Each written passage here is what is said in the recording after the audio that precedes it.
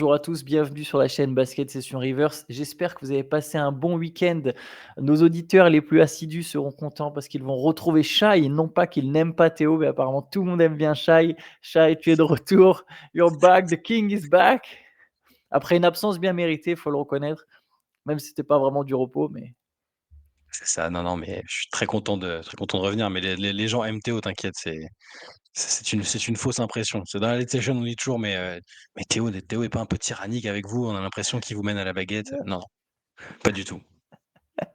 Je ne fais que relayer les messages, hein. le message du peuple. Nous ne Voilà. sommes que les messagers du peuple.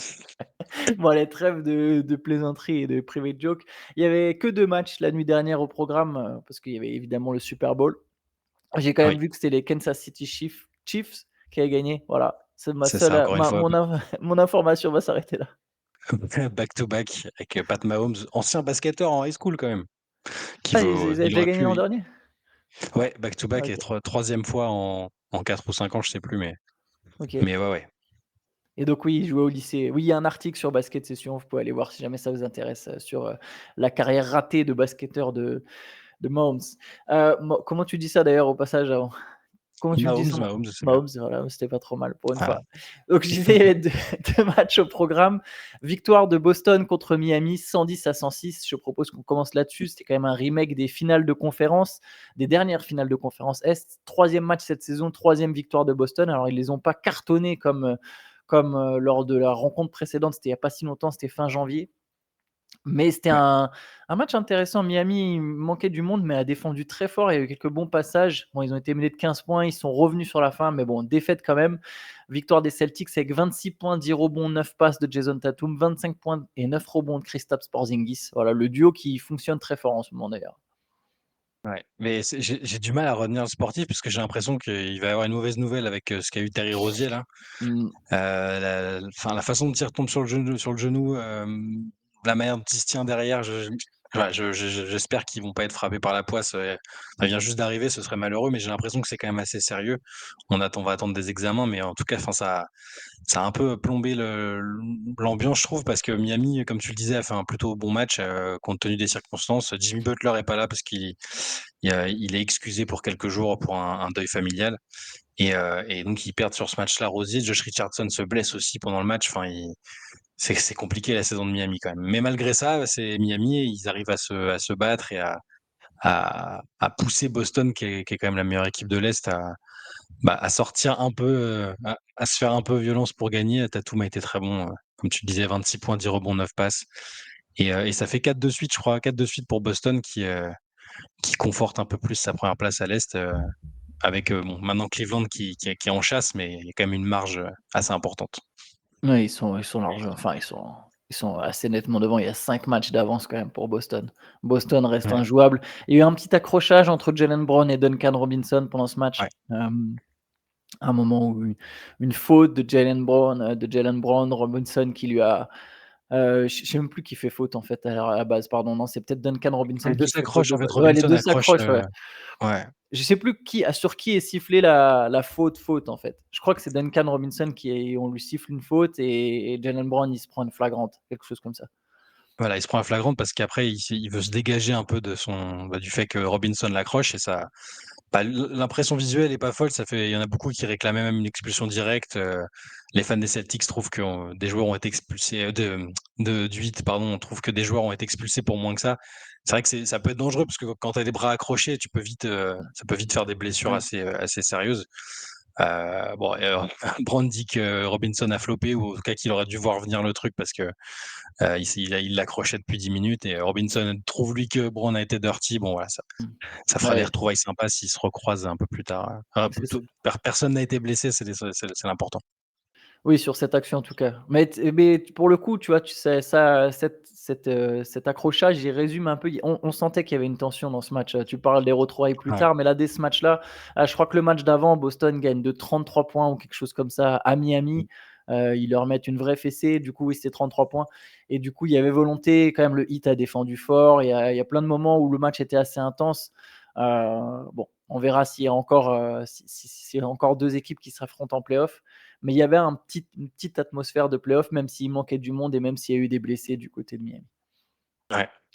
Autre match, c'est la victoire d'Oklahoma City contre Sacramento, 127-113. Oklahoma City qui se relance. On parlera peut-être un petit peu de Dallas après, mais le Thunder s'était fait gifler par les Mavericks la veille. Là, il y a eu une réaction avec 38 points de chez Gilgeous-Alexander, 7 passes décisives aussi, 32 points, 8 rebonds, 9 passes pour Jalen Williams. Vraiment continue de monter complètement en puissance. Pendant longtemps, je disais, ouais, le deuxième meilleur joueur du Thunder, c'est Holmgren, mais non, le deuxième meilleur joueur du Thunder, c'est Jalen Williams. Et franchement, ouais, voilà, le Thunder qui a bien réagi en allant direct chercher la victoire après cette défaite. Ouais, c'est ça, mais oui, je pensais la même chose que toi en voyant la perf de Jalen Williams, on s'est souvent dit: «Holmgren, incroyable sa maturité», et Jalen Williams enfin, c'est pas qu'il stagnait, hein, il avait fait une saison rookie, exceptionnelle, mais la hiérarchie était pas très claire. Là, maintenant, ça fait quand même plusieurs semaines que Williams est monté en puissance, et Holmgren, est un petit peu moins impressionnant. Alors, il était tellement fort que forcément ça peut choquer, mais il est un peu moins impressionnant, et la hiérarchie est bien plus claire quand même. Hem, je crois que le Thunder avait pas encore battu Sacramento cette année, donc et après la gifle dont tu parlais contre Dallas, c'est bien, il fallait quand même réagir parce que cette lutte à l'Ouest, elle va être serrée jusqu'au bout, et il faut gagner les matchs qui sont prenables, et là les Kings étaient prenables cette nuit en tout cas, et puis, bah, Shai a joué comme un MVP, quoi. Que c'est pas moi qui le dis, c'est Mike Brown, il a dit C'est après Mike le match, Brown, il a dit: ouais. «Shai a joué comme MVP». Voilà. Ouais, il fait partie de toute façon des candidats de la liste restreinte des candidats là pour le MVP. Il y a 4 équipes à moins d'une victoire d'écart à l'Ouest. Donc Minnesota, les Clippers, le Thunder et les Nuggets. C'est 4 équipes qui ont moins d'une victoire d'écart, donc ça va sans doute encore bouger à plusieurs moments. On peut parler justement un peu de Dallas. Mmh. J'avais vu justement ce match contre Dallas, enfin j'ai vu des bouts de ce match contre Dallas. Grosse victoire des Mavs.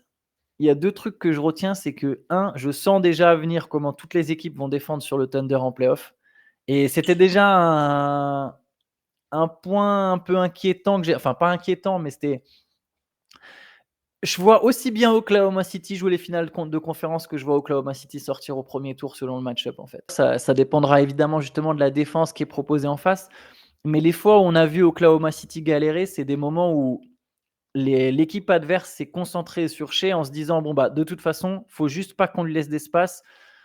On va laisser des joueurs ouverts, il y aura des tirs à 3 points», notamment Josh Giddey. Les Mavs ont complètement ignoré Josh Giddey. C'est là où Gordon Hayward va leur faire du bien s'il revient, et au final, il va être enfin, je me dis que c'est une super pioche, mais je me dis il est peut-être presque plus nécessaire que ce que je pensais. C'est-à-dire que je me disais: «Bah, au pire, il est blessé, il joue pas, c'est pas grave», mais j'ai l'impression qu'ils vont vraiment avoir besoin de lui parce que l'adresse, on sait que ça va, ça vient. Le Thunder se repose beaucoup sur son adresse. C'est un truc qu'on a mis souvent en avant.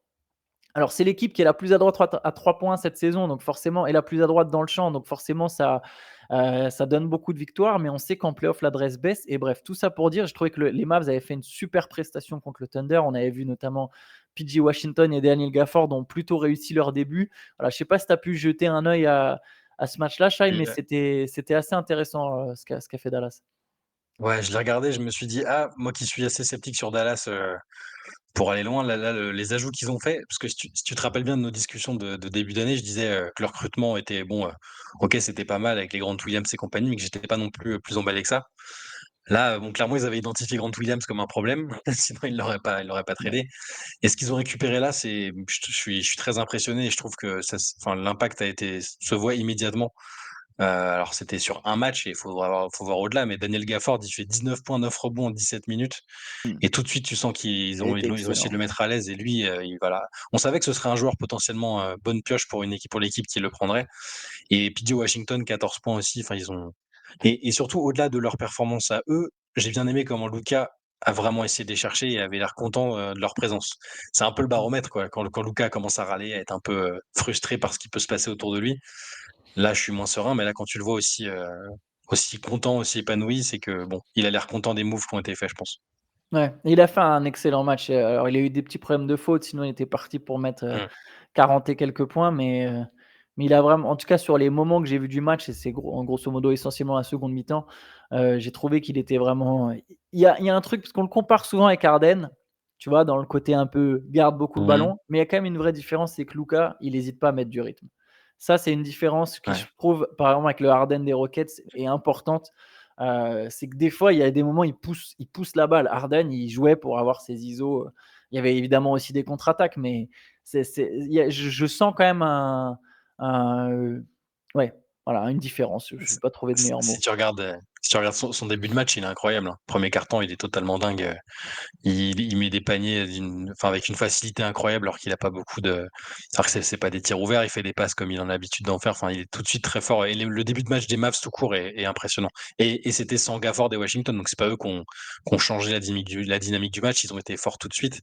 Kyrie est Kyrie est Kyrie quand il excellent. joue, il est il est excellent quand il joue, il y a rien à dire. Donc là, si tu fais les bases assez solides qu'ils avaient, avant le trade, donc elles sont toujours là, hein. Luka, Kyrie, c'est là. Kleber, est important aussi, des joueurs comme ça. Hardaway est productif, et tu ajoutes à ça deux joueurs qui remplissent, qui comblent des manques qu'ils avaient, ouais, je commence à potentiellement pouvoir revoir ma copie sur Dallas, pour leurs ambitions à l'ouest. Kyrie est excellent parce qu'il est complètement, f il accepte son rôle de deuxième star, mais c'est parfait, en fait, pour lui. Ouais. Et c'est après il a jamais eu, à part à Cleveland à un moment avec LeBron où je pense que, bah, il avait envie d'avoir un peu, son équipe à nouveau, mais quand il est tombé dans des équipes de stars, à Brooklyn, il acceptait déjà, c'était déjà parfait aux côtés de Kevin Durant, en fait, sur le terrain. Et là, pareil, il sert de deuxième lame, mais quelle deuxième lame? Il est enfin, et ça le rend encore plus efficace. C'est assez impressionnant, Kyrie Irving en attaque.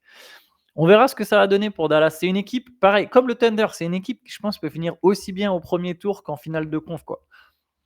Ça a l'air d'être une thématique à l'ouest ça. À part une Ouais, équipe ou 2 où ouais, on se dit: «Bon, le premier tour, ça va être formalité», mais tout le monde peut battre tout le monde, le play-in, ça va être ça va être le Far West et bon, les places sont pas encore déterminées, mais tu vois déjà là l'écart qu'il y a entre les équipes, c'est l'ouest ouais. doit être incroyable encore.